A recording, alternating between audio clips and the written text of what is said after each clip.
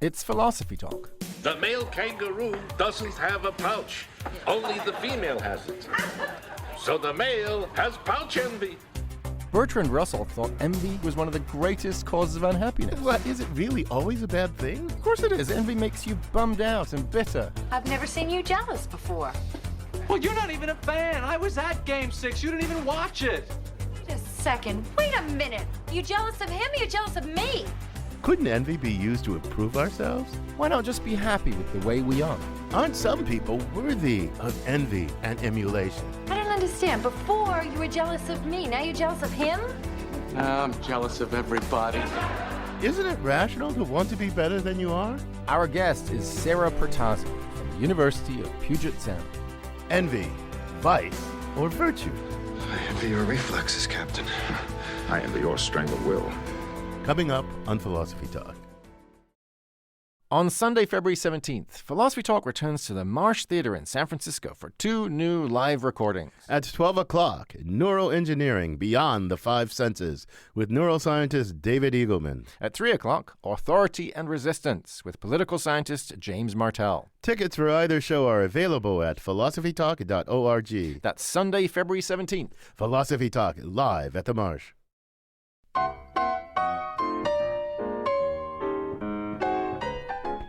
Is envy always a vice? Or can it sometimes be a virtue? Can envy ever be good for us? Welcome to Philosophy Talk, the program that questions everything. Except your intelligence. I'm Ken Taylor. And I'm Josh Landy. We're here at the studios of KALW San Francisco. Continuing conversations that begin at Philosopher's Corner on the Stanford campus, where I teach philosophy and Josh directs the Philosophy and Literature Initiative. Today we're thinking about envy and asking whether it's a vice or a virtue. Oh, Josh, that's easy. It's definitely a vice. There's no question about it. What makes you so sure, Ken? Well, come on. Think about it. Envy's a recipe for a miserable life. What's that old line? Never compare yourself with others. You may become vain or bitter. Well, but if you don't compare yourself with others, you'll never know who you are. I mean, a huge part of identity is comparative. Let's say you think of yourself as tall. Well, I mean, all that really means is that you're taller than average. So it's the whole idea of living without comparisons. That might make a good bumper sticker, but it's not the way people actually live. Yeah, okay, maybe we do have to compare ourselves to others, but that doesn't mean you should envy people who are taller than you. In fact, Josh, you shouldn't envy anyone. I mean, what has envy ever done for anyone except, I don't know, make them miserable and resentful and especially not much fun to be around? Well, but what about someone who writes, say, really great books about Proust? I mean, shouldn't I envy that person? Wouldn't it be a bit arrogant of me if I didn't envy people like that? No, Josh, look, you're a great Proust scholar. You don't have to envy your fellow scholars. You'll be much happier if you don't. And besides, not envying them will stop you from going, all Tanya Harding on them, Josh. I'm not talking about breaking anybody's kneecaps. Well, yeah, that's a relief, Josh. Look, all I'm saying is there's nothing wrong with a bit of healthy rivalry. I mean, if I envy my Proust scholar, then I'm going to have a little bit of a bad feeling, and that bad feeling is going to motivate me. It's going to make me want to write better stuff, just like she does. And if you succeed, you know what's going to happen? She's going to envy you. Then the two of you are going to end up like enemies when you could have easily been friends instead, Josh. Come on, lose the envy. It doesn't follow, Ken. I mean, imagine if you and I played tennis every week. You'd win. well, thank you. But, whether or not I'd win, we'd probably develop a rivalry, but it would be a healthy rivalry. And that rivalry would make both of us raise our game. We'd each get better. We'd both get fit. We'd stay friends. What's not to like? Oh, Josh, that's an easy case because in your case, both people can get what they want. They want to just be better. But suppose you're like competing for a killer job, a job that you die for, and you can't both have it. You can't just have, like in tennis, a friendly rivalry and raise your game and shake hands at the net and all that stuff. It's all going to end in tears for at least one of you if you're in this attitude of envy. So what, you think one of the people is going to try to sabotage the other, like sending anonymous letters to the hiring committee? Well, they just might do that. They just might be driven to do that. And that's precisely why Envy is regarded as one of the 7 deadly sins. I think it's the worst of the deadly sins. I just think you have a low estimation of humanity, Ken.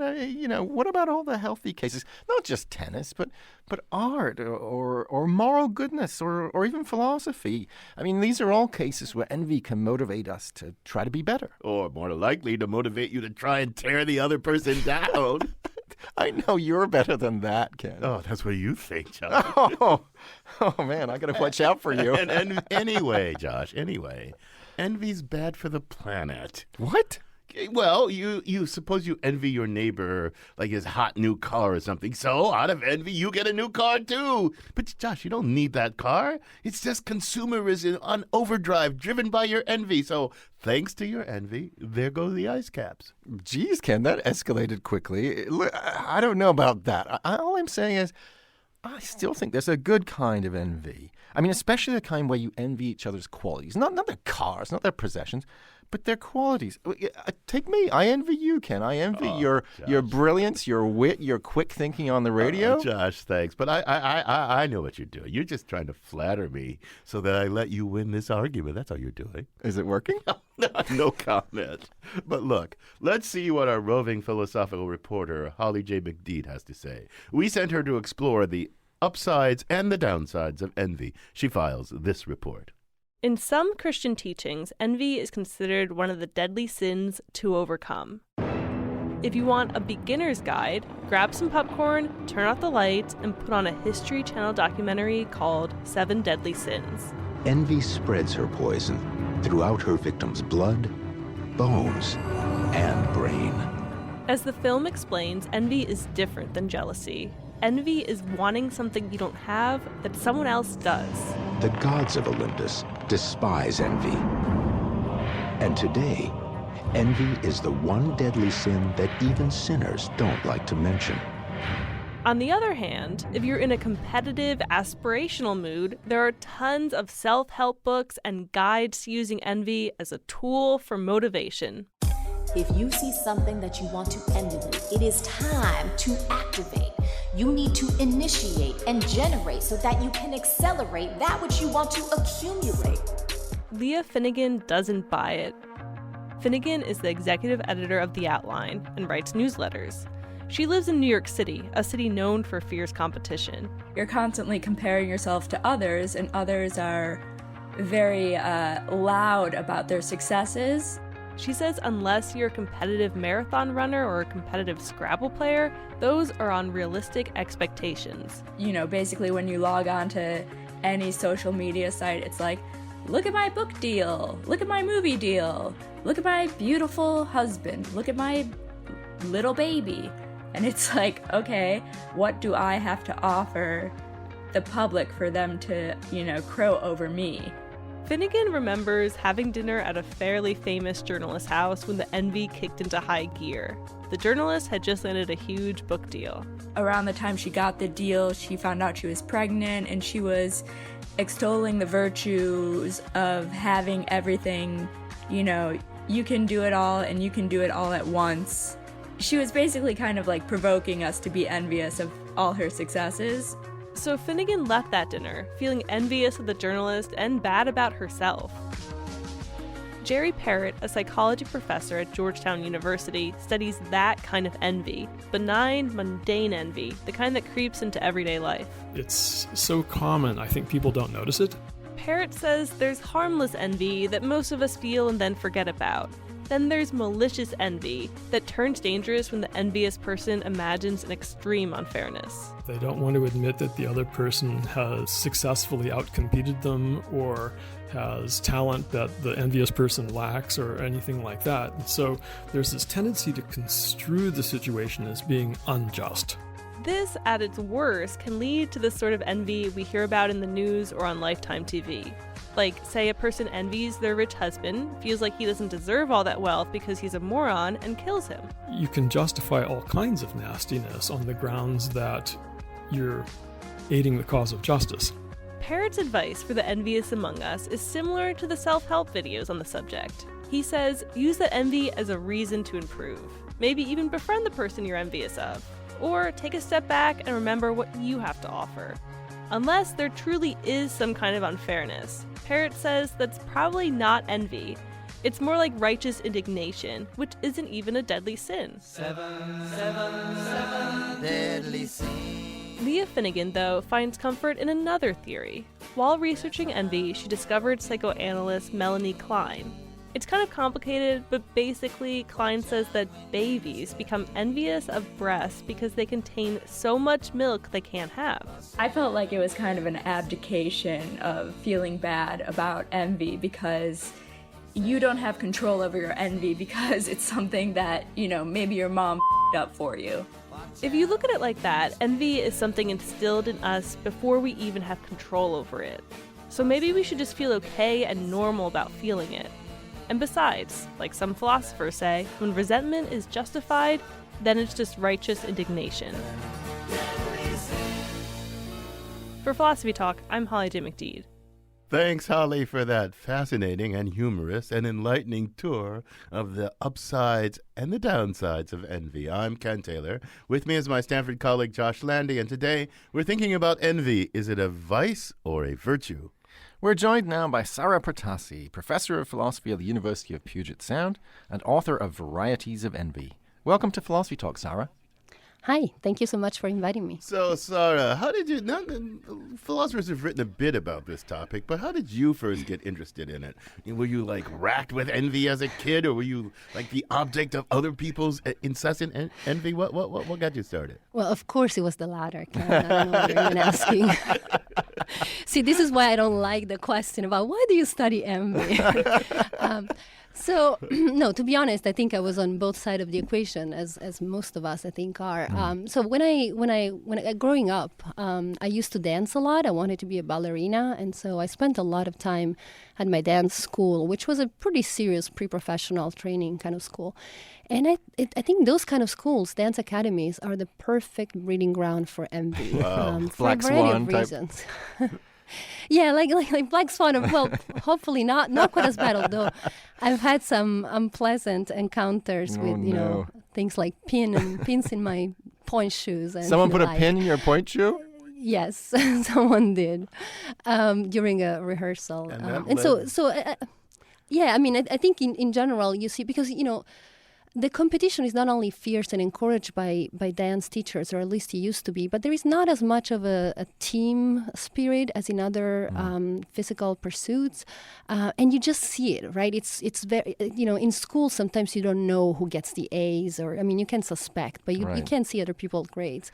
But in dance, hey, who's the soloist? Who's doing 32 footies on point? You just see it. It's kind of ballerina. Fierce and brutal. Yeah. Yeah, exactly. So, that sounds like maybe you have a negative picture of it. It brings us back to the conversation Ken and I were having a moment ago, trying to figure out whether envy is a vice or a virtue. He was making some claims that it's bad for me, it's bad for the people, it's bad for the planet. I was trying to push back a little bit. What's your view on this? Well, I have to say the diplomatic but also true answer is that I think you're both right. Excellent. And then we can all go home, right? It's done. It sounds like there's some equivocation Resolved. here. So it sounds like you have different conceptions of envy working or something. Yeah, so I think there are 4 kinds of envy, actually, not just benign and malicious, like they were. Parrott was mentioning in the philosophical report earlier. I think there are 4 kinds of envy. I call them emulative envy, inert envy, aggressive envy, and spiteful envy. And so some of them are good and some are bad? Exactly, and some of them are just good for you and others. Another inert envy is only is perhaps not bad for others, but it's pretty bad for you. And spiteful and aggressive are pretty bad, and bad we for can talk everybody. more about the various. Well, they're bad all around. Right. Anything modified by spiteful or aggressive sounds bad. Inert sounds like. What I don't know. You're envious, but you don't do anything about it. You just sulk in a corner. Right. And emulative envy That's sounds exactly like I'm going to emulate the person I envy. Is that the idea? Yeah, that's exactly the idea. So tell me a little bit about this emulative envy, because that seems one surprising to me.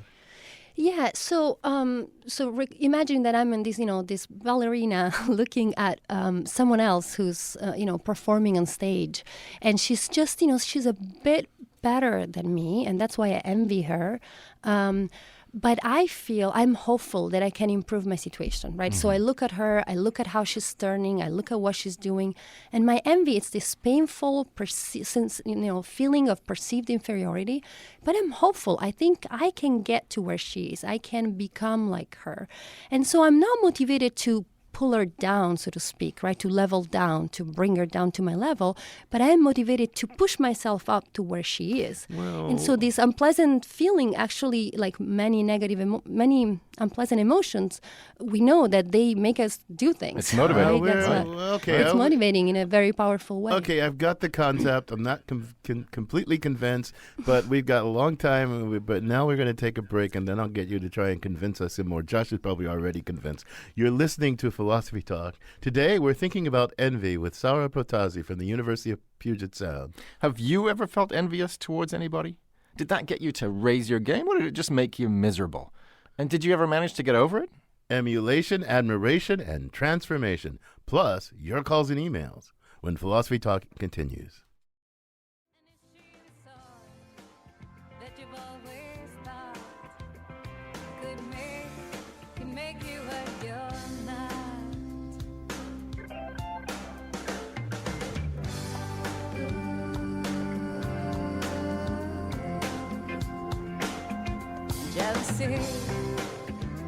Is it a good thing or a bad thing to want to make yourself what someone else already is? I'm Ken Taylor.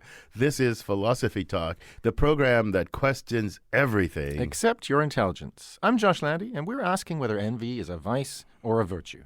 Our guest is Sara Protasi from the University of Puget Sound. So, Sara, you were extolling the virtue. Well, you started explaining this good form of envy. I want to ask you a somewhat skeptical question, though, about that. Why isn't that just admiration or something like that?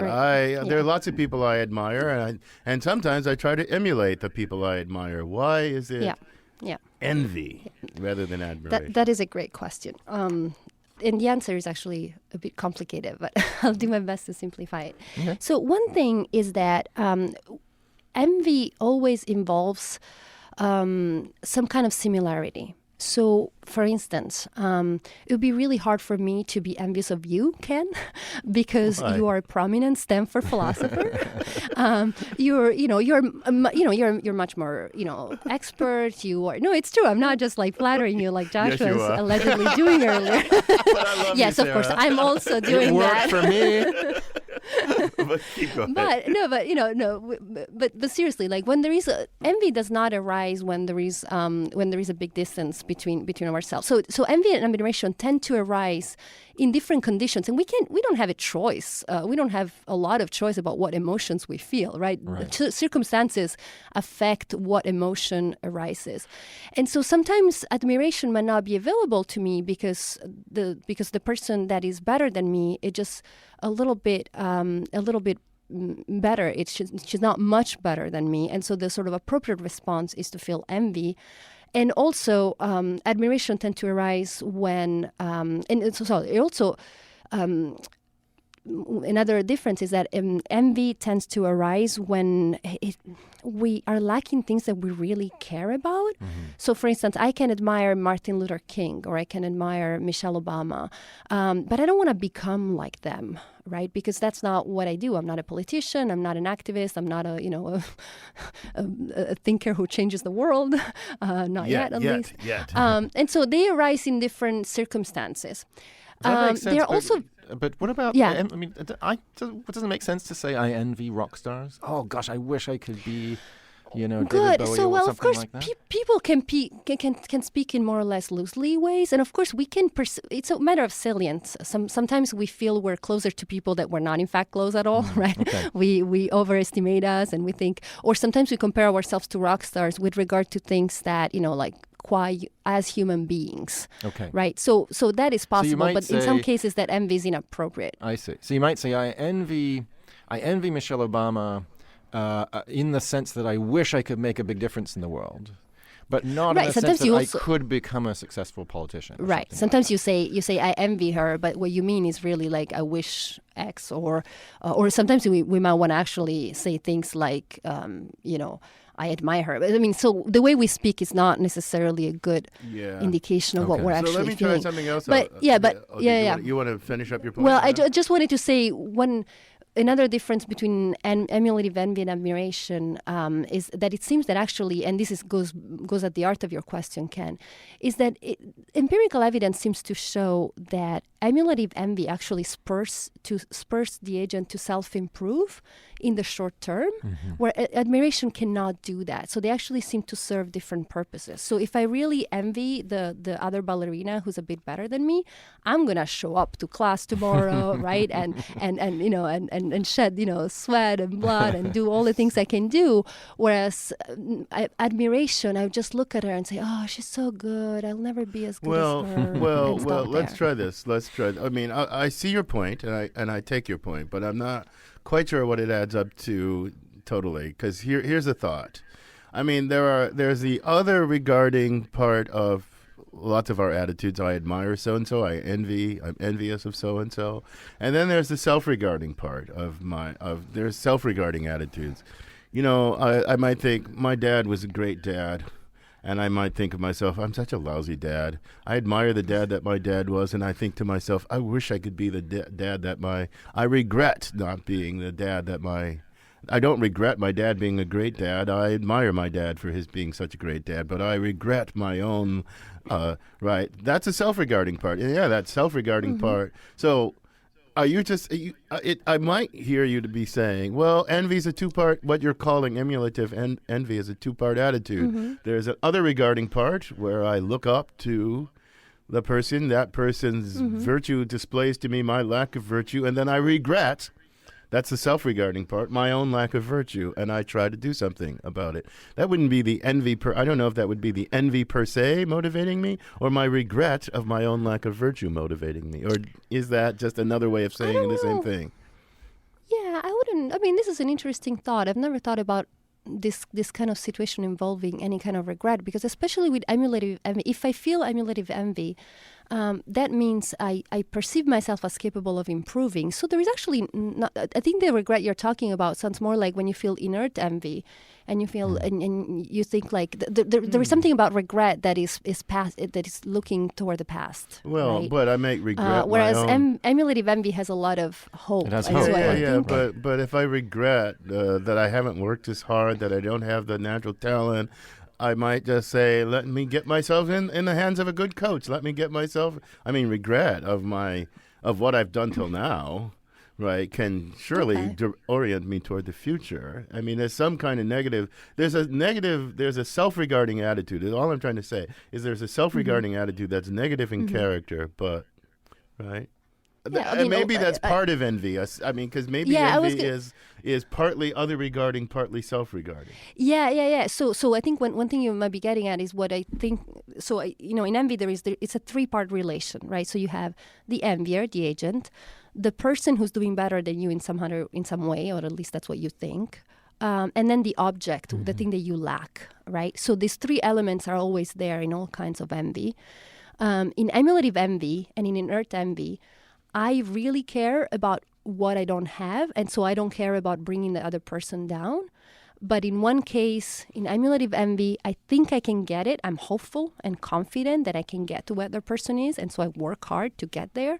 In inert envy, it's this kind of self-defeating, unproductive emotion in which I feel like I'm feeling hopeless that I can go there. But still, it's not a fully malicious emotion, so I think it's only prudentially bad. So it makes you feel bad, but it doesn't harm other people. But in the other two, so this three-part relation is important, because in spiteful and aggressive envy, what happens is that you really don't like that the other guy has what you don't have, right? And you really have it for him. I think that's her. This is a really important distinction, because you could imagine a case where someone's a little bit of a better dancer than you, and you think to yourself, I would like to be a better dancer, and that's the end of the story. And then that's healthy, and maybe you practice harder and you become a better dancer. And so if your focus is just on the object, on the thing you want to do, you want to become a better person, maybe everything's okay. But if your focus is too much on that person, and what you care about is just this relation that you have, I want to be seen as better than that person. Right. That's when the disaster comes in. Does that right, sound that's about when right? you get pins in your shoes, right? That's when you So get if pins you, in your shoes. because like the pins in the other person's shoes are not going to make you a better dancer. No. They're just going to make the other person trip and fall. Right. But of course, you might get something, right? So imagine that in one case, you are the understudy. So if the other person gets hurt, then you get to dance in her place. right. And even if you haven't become a better dancer, you still get to show off and be, I'm the étoile. But sometimes maybe you're not the understudy. And maybe, the show gets canceled because the other person is injured. And then this is those cases where envy spoils the good it covets. Nobody gets the good. Right. Well, and that's spiteful envy. That's yeah, the worst see, kind. I don't want to get into verbal disputes and semantics. I think it's important to recognize that there's an other regarding attitude that has to do with the estimation of the other person's virtue or vice. And then there's a self-regarding attitude that has to do with your estimation of your own virtue or vice in comparison to that. And which motivates and which doesn't, I don't think that's very clear. I'm not sure it's helpful. I wouldn't deny it's helpful, but I'm not sure it's helpful to collapse them all under envy. I'm just not sure about that. But you know what? We got a lineup of callers, and let's turn to them and see what they think. You're listening to Philosophy Talk. We're talking about envy with Sara Protasi from the University of Puget Sound, and we'd love to have your comments or question. And we have Marie-Louise from Palo Alto. Welcome to Philosophy Talk, Marie-Louise. Thank you very much. Thank you. I want to say that I just think that this, to speak of envy in places where I really think it's admiration many times, and I think most of us have admired somebody who may be better at something than we are, but I don't really think that that is envy. So I wanted to say that, and I think that envy is really bad for the envier. I think that the dancer who wishes to become a better dancer, she or he can be that without envy for those who are better, if we call it that, performers. So I don't think envy has to be there. I think if I look at a beautiful painting, for example, I don't immediately think like, oh, I envy that painter, just because they can make such a beautiful painting. So I also think, let's say, rich people. Let's say I would like to have more money. I don't have a heck of a lot of it, so I would kind of like to have more. But I don't envy the billionaires and millionaires and, here. Okay, Sarah, Marie-Louise, those are great comments. Sarah has lots to say about that. So, Sarah, I want you to try and convince Marie-Louise that she ought to be a little more envious in the right way. Well, I don't know if I want to tell someone else. They have to be. I mean, maybe Marie-Louise. So I'm open to the fact that Marie-Louise might be one of the few people who don't feel, and I mean it, right? We're all different. Some people are more prone to envy than others. And maybe Marie-Louise doesn't feel any envy and she can function really well that way. That's possible. But for most people, we have a lot of empirical evidence on this. And one thing I wanted to say is that the empirical evidence is also on speakers of languages other than English. And I think it's really interesting to look how these things are obviously very culturally local. So in cultures and linguistic communities where people have two words for envy, one for positive envy and one for negative envy, people are a lot more willing, of course, to admit their envy insofar as it's positive envy.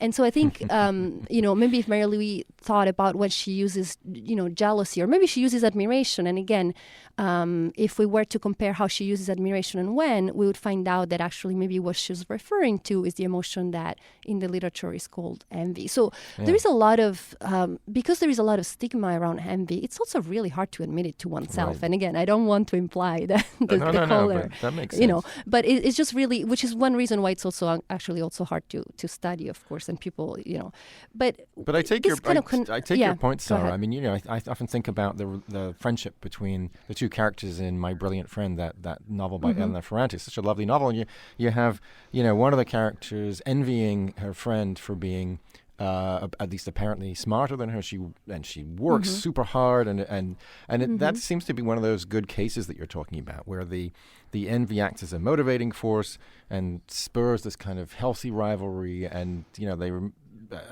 don't want to spoil anything. I haven't read all of the novel sequence. Doesn't seem at least intrinsically to destroy the friendship. So that seems to bolster your thought. But I'm intrigued by your claim that it's culturally specific. Different languages have different terms. How much does it vary? I mean, are your comments universal, or are they just local to, let's say, Italian-speaking countries, English-speaking countries?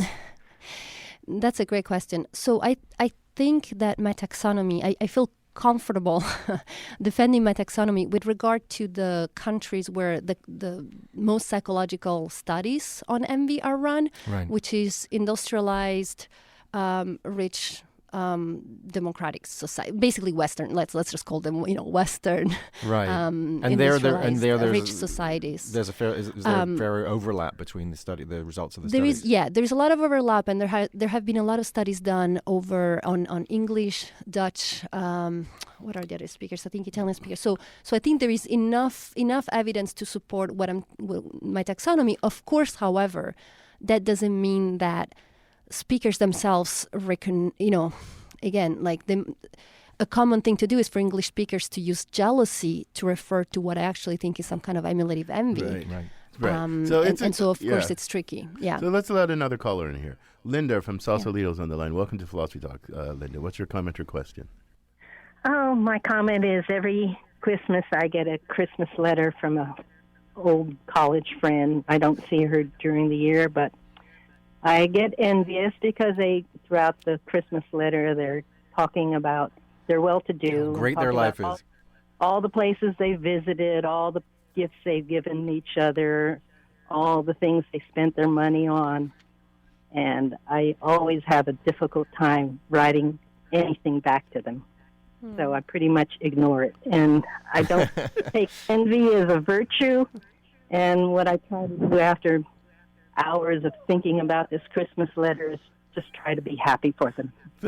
Well, thanks for that comment, Linda. So I'm going to put a really quick question to you.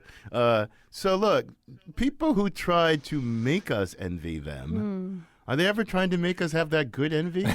Or is it always just one of those evil kind of envies that they're trying to make us have? I think sometimes we brag too much, and we whether wittingly or not, whether we realize it or not, we do trigger bad kinds of envy, and so I think that's not good. Okay. I don't think we should ever, I think we should share the bad aspects in our life as well. You're listening to Philosophy Talk. We're thinking about envy with Sara Protasi from the University of Puget Sound. What can we do to make sure we're not torn apart by desire for things we'll never have? How can we cultivate the good kind of envy and avoid the bad kind? Nice advice about virtue and vice when Philosophy Talk continues.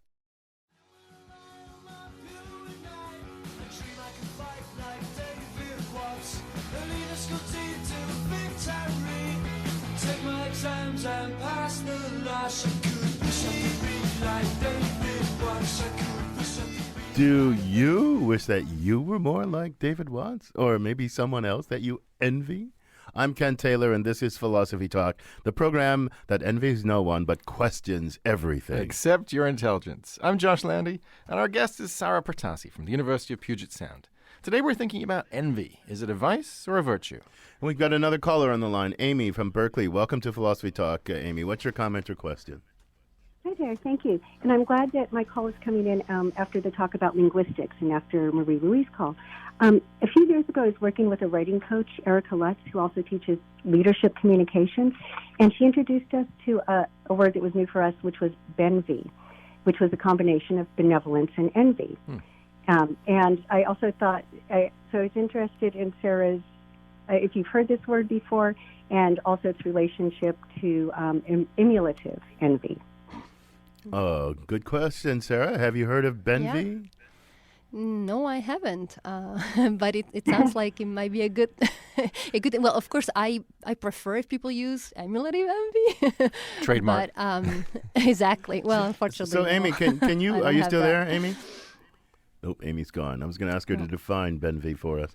Right, yeah, because in order to know whether it's the same thing or not, I mean, benign envy is something that is generally talked in social psychology, but there are some technical differences. Yeah, she called it benevolent envy. Right. Well, I'm not quite sure what benevolent envy is. Because that's interesting. I guess right? what benevolent envy is, I suppose it's this. I'm guessing. But, the Bible says thou shalt not covet thy neighbor's wife or anything that is his or something like that, right?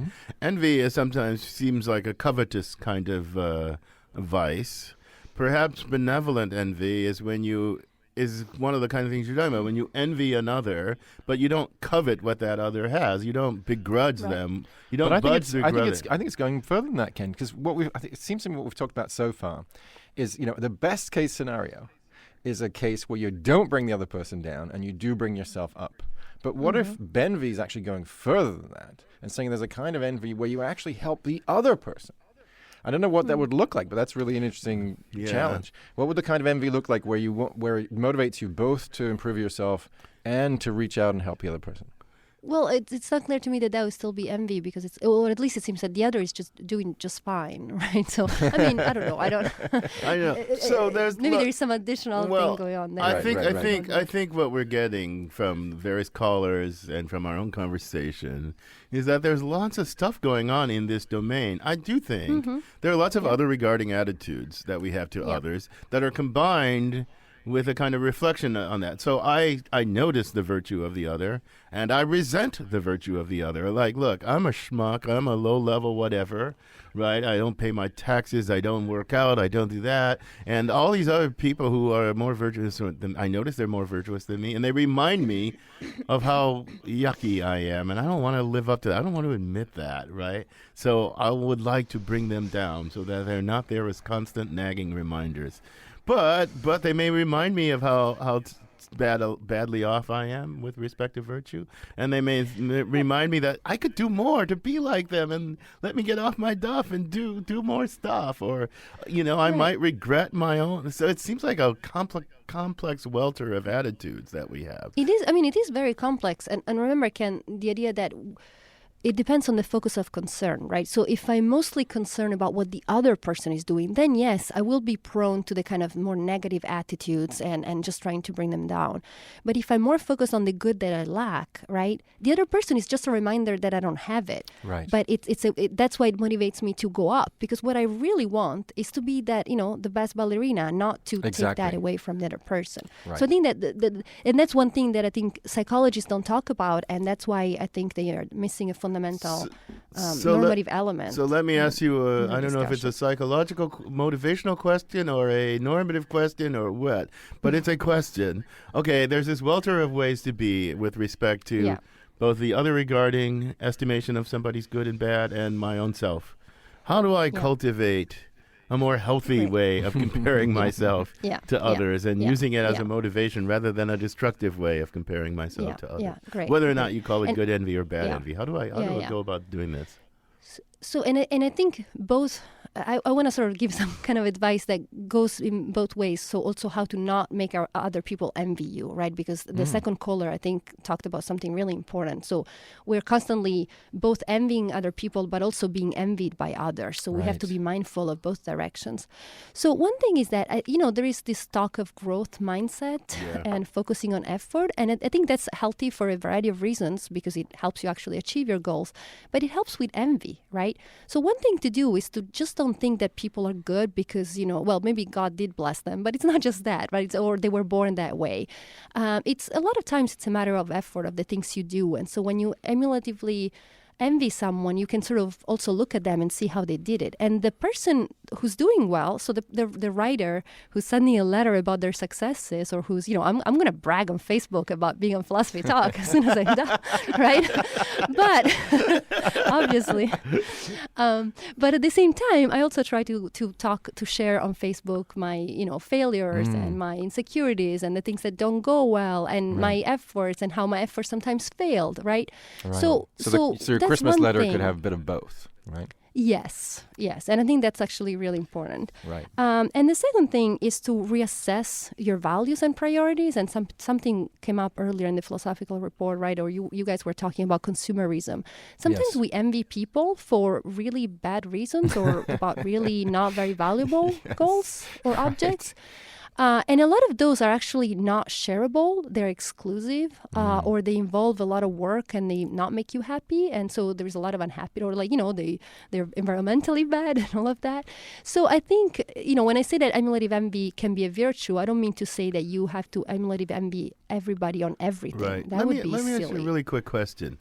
Yeah. I mean, sometimes envy goes with the thought that as opposed to, say, admiration, that their success or their possession of the good is somehow undeserved, right? I'm not necessarily, but if I thought, well, this person got this job through blah blah blah, and that's not really a deserved way of getting the job. That's more likely to make me at least resentful of their success. I don't know if that resent is necessarily equivalent to envy, but if I think they deserve it, I think, well, good for them. I don't think bad for me if they deserve it. I think good for them if they deserve it. It's hard for that to morph into admiration. Yeah. What do you think? Yeah. So I agree. So I think resentment and envy are two distinct emotions, and it's important to keep them apart. But that doesn't mean that, of course, they don't co-occur, or that envy masks itself as resentment. But definitely, when resentment is present, or when there is an injustice involved, emulative envy cannot arise, because you will focus on the person who got the thing that they got in an undeserved way, and you'll feel, you'll be all hostile toward them. So you will tend to focus more on them, right? And so you will be inclined to bring them down. So emulative envy, I don't think is compatible with resentment, whereas resentment, I think, is compatible with, spiteful envy aggressive envy. We've got time for one last caller. Rachel from San Francisco is on the line. You'll be our final caller, Rachel. So what's your comment? Hi, gang. I'm a psychotherapist, and I got the worst case of envy. I have a lot of really great things going for me. Okay, this is so lie down on the couch and tell us all about it. Okay. So, and the only thing that's helped is humor. Comedians are constantly talking about envy. I also want to mention that I'm Jewish. And when I talk with my WASP friends, I try to have as few of them as possible about my envy. It's almost like I talked about pooping. So I wanted to talk about people. Which they don't do, of course. Right. So envy has been with me forever. I'm a master at it. I get it. I'm great with clients who experience it, and I have so many wonderful clients who don't. I'm still trying to understand, why would anyone not have envy? It should be wired in all of us. And is there some cultural stuff in there too? Oh, Rachel, I love the call. I wish we had more time to talk about it. Thanks you so much for that. Not many people would admit all that stuff that you just admitted. But thanks, Rachel. What do you think, Sara? Well, I think some of our clients just don't talk about it, but the evidence is pretty clear. Most people feel envy. But I think, again, when I think the humor idea is great. I mean, I think we should destigmatize envy. And I think that's why I want to give a unitary account, even though Ken is not convinced, because I think if we talk about what I think is emulative envy, and I believe, there are theoretical reasons why it's envy, but I think it's also practically good, right? It's if we teach children that envy, like all negative emotions, like grief, right? There are emotions that are really painful that you really don't want to feel, but they have a place in your emotional life, and they have a place in our society. And it's important to accept it and to do the best with it, to sort of accept it as a part of life and try to feel the good kind as opposed to the bad kind. And in terms of doing the best with it and feeling the good kind, what about the idea of adopting a growth mindset? The idea that you're not just stuck. You could change. You could get better. What do you think about that? Right. Yeah. So that's what I was alluding to earlier when I said that once we think of ourselves as capable of achieving a lot more things than we thought, right? That if we put effort and work, we can achieve many things, although not everything. Right? You don't want to be delusional. Then I think you will come to feel. I mean, so here's my suggestion: try to think of the thing that you lack, of the envied good, as achievable. If that's not possible, if that's really not possible, then you should reassess your priorities. And it might be, it's a matter of moral luck. Sometimes we might be stuck we might find ourselves feeling the bad kinds of envy in the same way as sometimes we're stuck in many other moral, quandaries and dilemmas, and that's unfortunate. So even the best person might find herself feeling spiteful and aggressive envy sometimes. What matters is that we're capable of moving on and maybe making amends if necessary. So, Sara, on that note of wisdom, I'm going to thank you for joining us. I think this has been a conversation worth envying. Thank you so much. I'm very happy I could come. I could be here. Thank you. Our guest has been Sara Protasi. She's a professor of philosophy at the University of Puget Sound. She's author of Varieties of Envy. So, Josh, what are you thinking now? You probably still believe what you started out believing. No, I think it's so much more complicated and really fascinating than I thought. I guess what I'm thinking right now is don't envy people's possessions. And don't envy the people. Envy the qualities. Envy their moral goodness. Try to become a better person. Don't focus on your social status. Focus on the state of your soul, so to speak. Become a better artist. Become a better philosopher. Become a better human being. I think the point is to cultivate your own virtue. Right. That's the point. I don't know that envy. But envy could be motivating. But admiration too. Also cultivate admiration. Path of wisdom. Cultivate one's own virtue. This conversation continues at Philosopher's Corner at our online community of thinkers, where our motto, with apologies to Descartes, is cogito ergo blogo. I think, and therefore I blog. You can also, you can also become a partner in that community by visiting our website, philosophytalk.org. And if you have a question that wasn't addressed in today's show, we'd still love to hear from you. Send us your comment or question at philosophytalk.org, and we may feature it on our blog.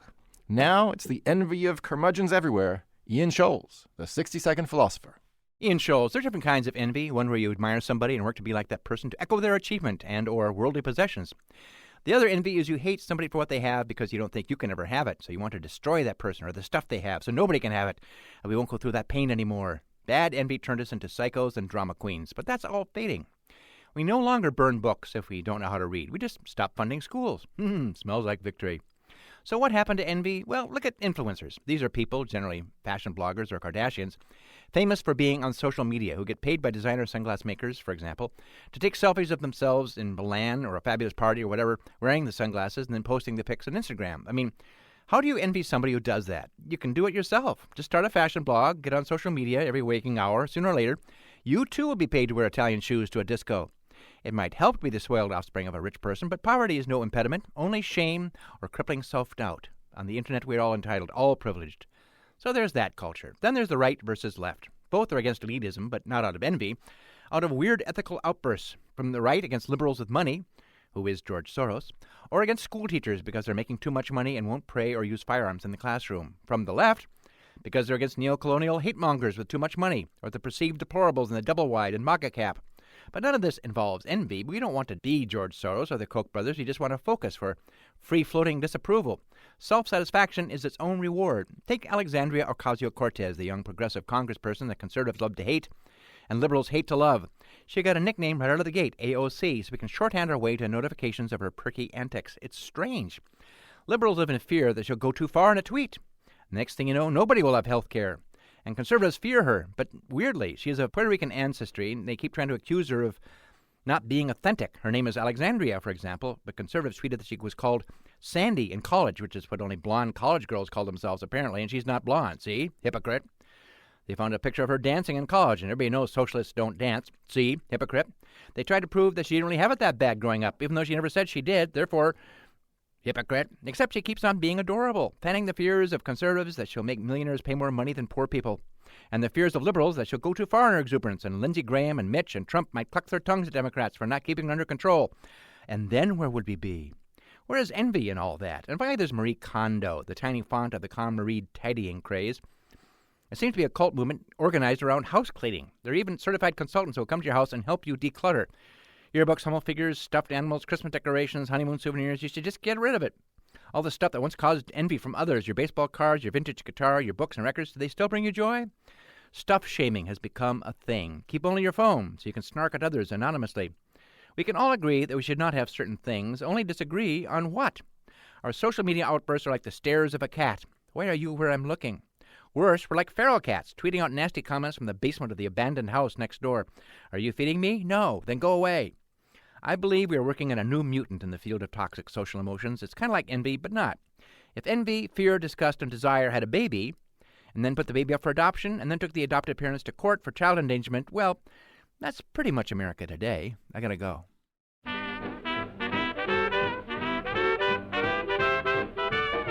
Philosophy Talk is a presentation of KALW, Local Public Radio, San Francisco, and the trustees of Leland Stanford Junior University, copyright 2019. Our executive producers are David Demarest and Tina Pamantuan. The senior producer is Devin Strolovich. Laura McGuire is our director of research. Cindy Prince-Baum is our director of marketing. Thanks also to Merle Kessler, Angela Johnston, and Lauren Schechter. Support for Philosophy Talk comes from Stanford University and from the partners at our online community of thinkers. The views expressed or misexpressed on this program do not necessarily represent the opinions of Stanford University or of our other funders. Not even when they're true and reasonable. The conversation continues on our website, philosophytalk.org, where you too can become a partner in our community of thinkers. I'm Josh Landy. And I'm Ken Taylor. Thank you for listening. And thank you for thinking. People should be envying us, you know. I envy us. Yeah, I do. Me too.